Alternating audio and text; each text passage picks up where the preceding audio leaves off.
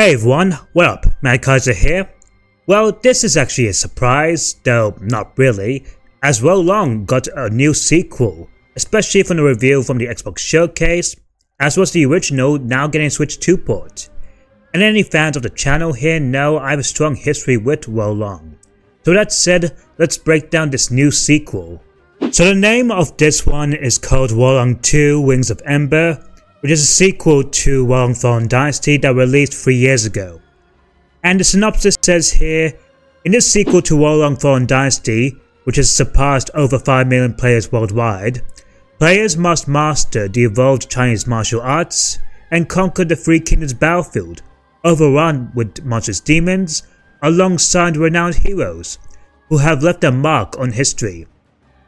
So, it's really interesting to see this one following up from Wo Long Fallen Dynasty's story, as anyone who's played the original or is even familiar with the novel of the Three Kingdoms, or even played Dynasty War's Origins, we essentially went to the path of helping the Three Kingdoms with facing against respective enemies like the Yellow Turban Rebellion, as well as Dong Zhuo and Lu Bu, while also facing against demons, much unlike how Nioh tackles its history with Japan by adding also dark fantasy with demons as well. And we can see from this trailer here, our main hero battling against the forces of Wei alongside Cao Cao himself.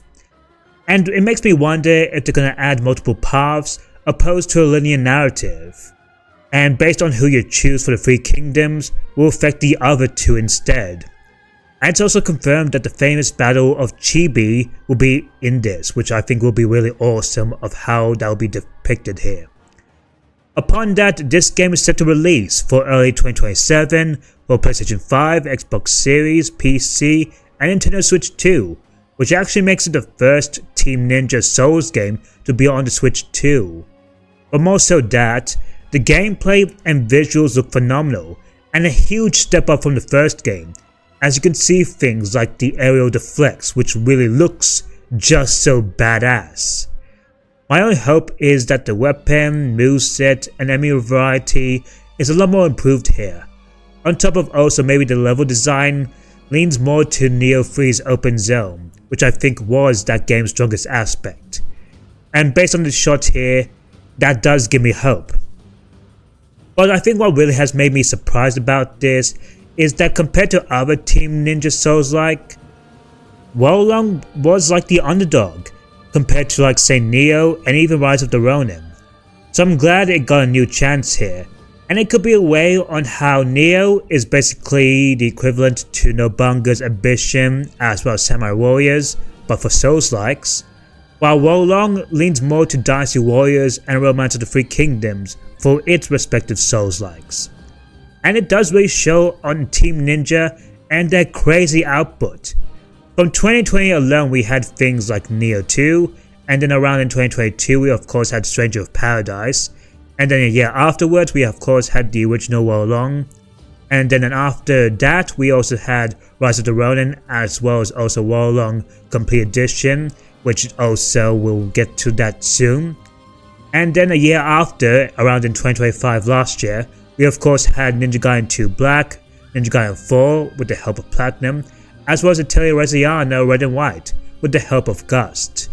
And now this year we have Nioh 3, Fellframe 2, Dead or Alive 6 Last Round, and now in the future we have this as well as Dead or Alive 7 coming sometime in the future, and possibly more. So they are absolutely killing it, man.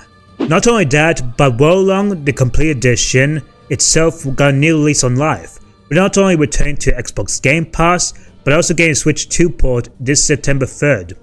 So anyone who has a Switch 2 and wants to try out this game, I'm looking at you up at Nimbus. Well, there you go. Upon that, this game even got a brand new update. Even if it's mostly about nerfing the first tough boss, which I admit is kind of a mixed bag, though doing an actual late update, especially 3 years after its release, does make me hopeful that Team Ninja will provide future updates for some of their other releases. It also makes me wonder if they'll even bring some of their other games to Switch 2, like say Ninja Gaiden 2 Black as well as Ninja Gaiden 4, Dead or Alive, and of course there's Souls-likes. Though to my knowledge, some of them are PlayStation exclusive, like say Rise of the Ronin kinda, and maybe even the Nioh games, sort of. It's really tough to say, but I'm glad that Wo Long is coming to Switch too, as I think people will enjoy it, especially Three Kingdoms fans. Overall, Wo Long fans, Three Kingdom fans, and Team Ninja fans in general, we are indeed so back. And if you enjoyed this video and want my full thoughts of Wo Long the original, then feel free to watch my review up here. And with that, that'll have to be it from me. Let me know down in the comments of what you think of Wo Long coming back with a new sequel, and are you a fan of the first game? I would love to know. Anyway, with that said, if you enjoyed this analysis, don't forget to like, subscribe, and hit the notification icon, as well as hit the hype up button to really push this video out in the algorithm. It helps up a lot, and you can stay tuned for future updates with this game.